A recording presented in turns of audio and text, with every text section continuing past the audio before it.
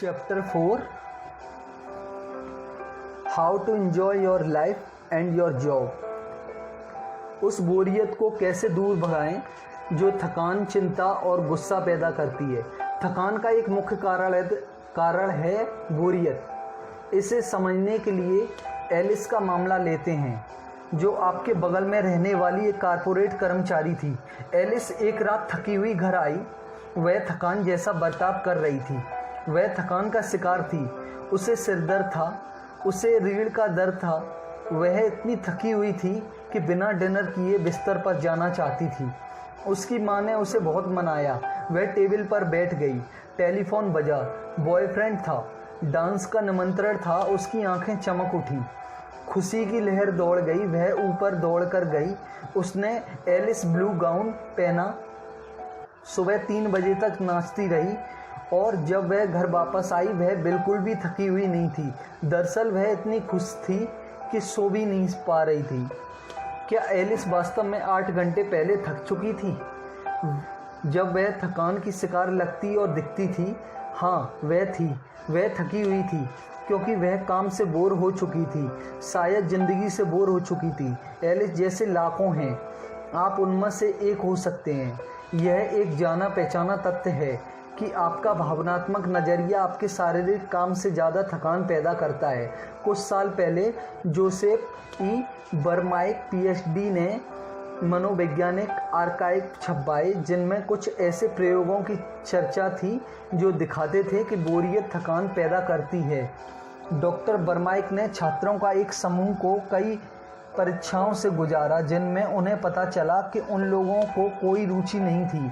परिणाम, छात्र थके और उनिंदे लग रहे थे, सिरदर्द और आंखों के तनाव की शिकायत कर रहे थे, चिड़चिड़े लग रहे थे। कुछ मामलों में उनके पेट भी खराब थे। क्या यह सिर्फ कल्पना थी? नहीं। उन छात्रों के मेटाबॉलिज्म के टेस्ट लिए गए। उस टेस्ट ने दिखाया कि जब लोग बोर होते हैं तब उनके शरीर का रक्तदाब और ऑक्सीजन की खपत अपने आप कम हो जाती है और उनका पूरा मेटाबॉलिज्म अपने आप बढ़ने लगता है जब वो अपने काम में रुचि दिखाने लगते हैं।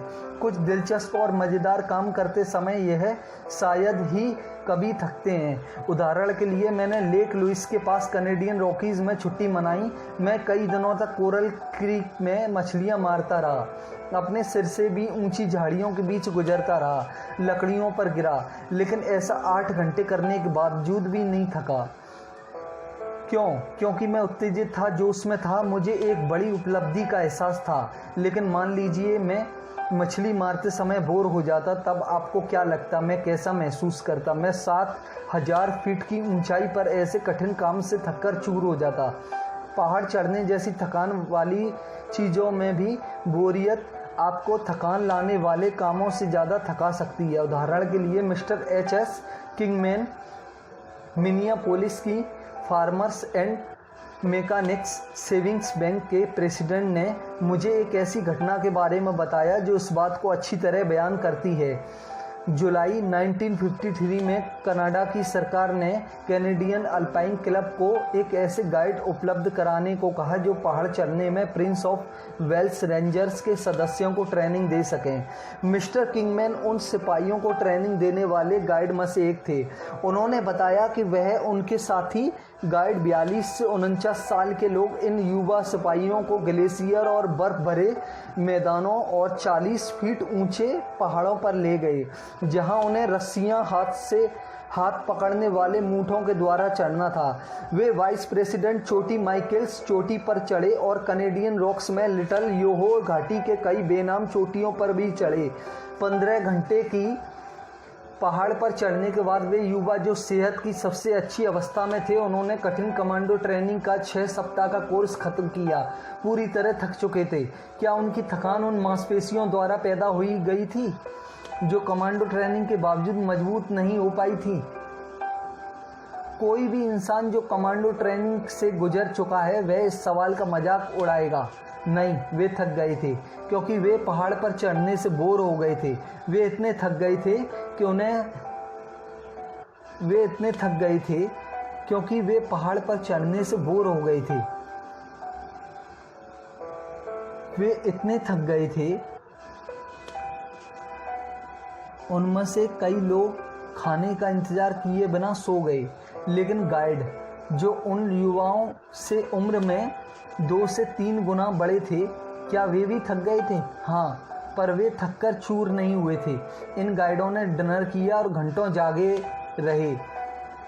दिन भर के अनुभवों के बारे में बात करते रहे। वे थककर चूर नहीं हुए थे क्योंकि वे दिलचस्पी रखते थे। जब कोलंबिया के डॉक्टर एडवर्ड थॉर्नडिक थकान पर प्रयोग कर रहे थे, उन्होंने कई युवाओं को दिलचस्पी जगाकर करीब 1 हफ्ते तक जगाए रखा। काफ़ी खोज के बाद डॉक्टर एडवर्ड थॉर्नडिक ने कहा, बोरियत ही घटते काम का असली कारण है। अगर आप एक मानसिक काम करने वाले हैं, तब शायद ही कभी काम की मात्रा आपको थकाती है। आप उस मात्रा से ज़्यादा थक सकते हैं जो आपने किया नहीं हो। उदाहरण के लिए, पिछले सप्ताह उस दिन को याद कीजिए जब आपको बार बार टोका जा रहा था, किसी पत्र का जवाब नहीं दे पाए, अपॉइंटमेंट टूट गए, यहाँ वहाँ दिक्कत थी, उस दिन चीज़ खराब गई, आप कुछ भी नहीं कर पाए, तब भी आप घर थके हुए गए और आपके सर में दर्द था।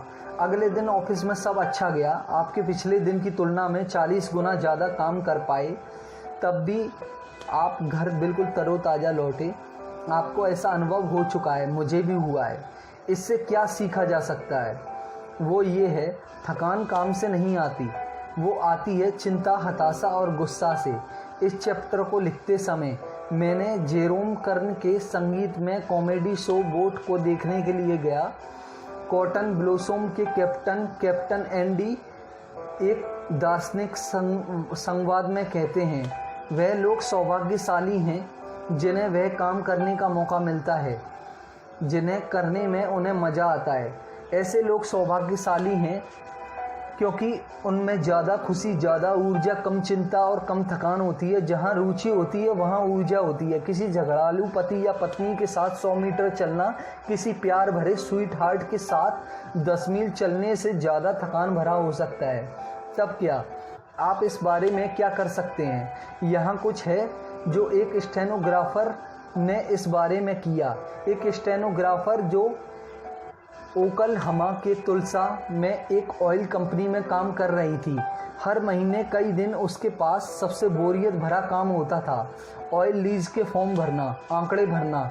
यह काम इतना बोरिंग था कि उसने इसे दिलचस्प बनाने का निर्णय किया। कैसे? वो रोज़ खुद से प्रतियोगिता करती थी। वह हर दिन भरे जाने वाले फॉर्म को गिनती थी और दोपहर के बाद उस रिकॉर्ड को तोड़ने की कोशिश करती थी। वह हर दिन के कुल फॉर्म की गिनती थी और अगले दिन उससे बेहतर प्रदर्शन करने की कोशिश करती थी। परिणाम, जल्दी वह अपने डिवीज़न के अन्य स्टेनोग्राफर से ज़्यादा फॉर्म भरने लगी। और इससे उसे क्या मिला? तारीफ नहीं, धन्यवाद नहीं, प्रमोशन नहीं, ज़्यादा सैलरी नहीं, पर इससे उसको वो थकान भगाने में सहायता मिली जो बोरियत से आती थी। इससे उसके दिमाग का जोश मिला।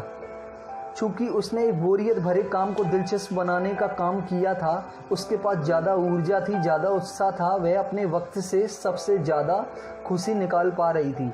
मैं जानता हूँ ये कहानी सच्ची है क्योंकि मैंने उस लड़की से शादी की। यहाँ एक स्टेनोग्राफर की कहानी है जिसने पाया कि काम को दिलचस्प बनाने से भी पैसे भी ज़्यादा मिलते हैं। वह अपने काम से झगड़ती थी, पर अब नहीं। वह इलियोनिस के अल्महर्स्ट की मिस वेली जी गोल्डन है। यहाँ उसकी कहानी है जैसा उसने बताया। मेरे ऑफिस में 4 स्टेनोग्राफर हैं और उनमें से हर एक को कई लोगों से चिट्ठियाँ लेनी होती हैं।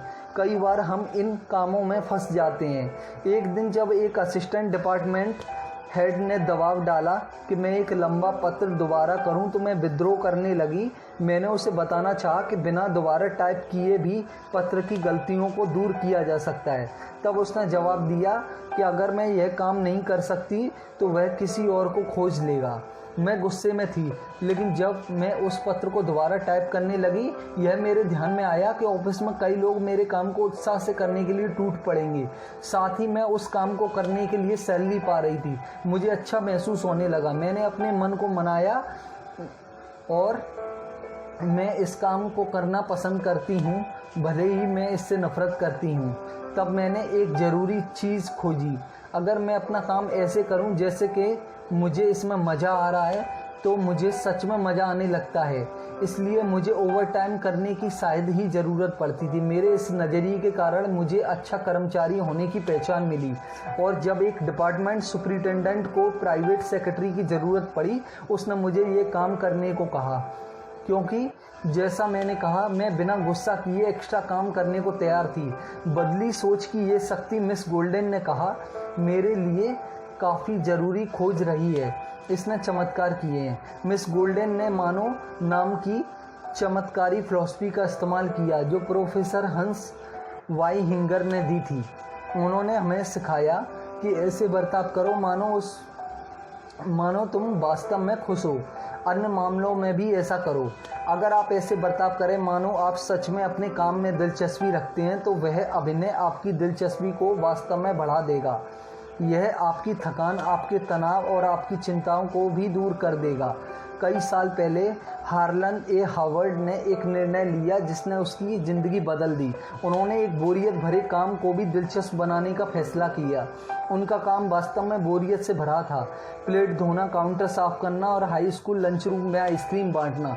जब उनकी उम्र के लड़के बॉल खेल रहे होते थे या लड़कियों से हंसी मजाक कर रहे होते थे, हार्लन अपनी जॉब से नफरत करते थे, पर चूंकि उन्हें यही काम करना ही था, इसलिए उन्होंने आइसक्रीम का अध्ययन करना शुरू कर दिया। इसे कैसे बनाया जाता है, इसमें कौन सी चीज़ें इस्तेमाल होती हैं और कुछ आइसक्रीम बाकी आइसक्रीमों से बेहतर कैसे होती हैं।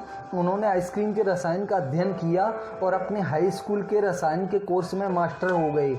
वो भोजन रसायन में इतनी रुचि रखने लगे कि उन्होंने मैसाचुसेट्स स्टेट्स कॉलेज में प्रवेश लिया। फूड टेक्नोलॉजी में उन्होंने डिग्री हासिल की। जब न्यूयॉर्क कोको एक्सचेंज ने कोको चॉकलेट पर बेस्ट पेपर के लिए $100 का प्राइस घोषित किया, वह प्राइस कॉलेज के सारे छात्रों के लिए था। आपको क्या लगता है इसे किसने जीता? सही, हार्लन हावर्ड ने। जब उसे जॉब मिलने में दिक्कत हुई तो उसने मैसाचुसेट्स के एमहर्स्ट में अपने घर के बेसमेंट में एक प्राइवेट लेबोरेटरी खोल ली। उसके कुछ ही दिनों बाद एक नया नियम बना, दूध में उपस्थित बैक्टीरियाओं को गिनना अनिवार्य हो गया। हार्लन एमहर्स्ट 14 कंपनियों के लिए दूध में बैक्टीरिया गिन रहे थे। अब उन्हें 2 असिस्टेंट रखने पड़े। आज से 25 साल बाद वो कहाँ होंगे?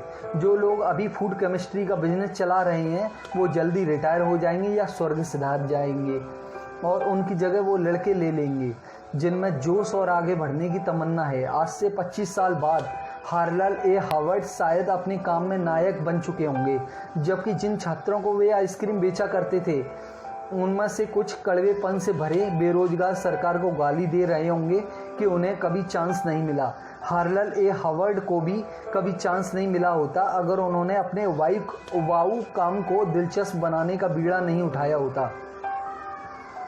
सालों पहले एक युवा था जो खराद मशीन के अपने काम से उबा हुआ था। फैक्ट्री में बोल्ट निकालता था। उसका नाम सैम था। सैम नौकरी छोड़ना चाहता था। उसे डर था कि दूसरी नौकरी नहीं मिलेगी। चूंकि उसे यह उबाऊ काम करना ही था, इसलिए उसने इसे दिलचस्प बनाने का फैसला किया। इसलिए उसने बगल की मशीन चला रहे मैकेनिक से रेस लगाने का फैसला किया। उनमें से एक बोल्ट के खुरदरे हिस्से को चिकना करना था और दूसरे बोल्ट को सही व्यास लाना था। वो अपनी मशीन अदला बदली करते और देखते कि कौन ज़्यादा बोल्ट बना रहे हैं। सैम की रफ्तार और सटीकता से प्रभावित होकर फोरमैन ने उसे एक बेहतर काम दे दिया। और प्रमोशनों की शुरुआत थी।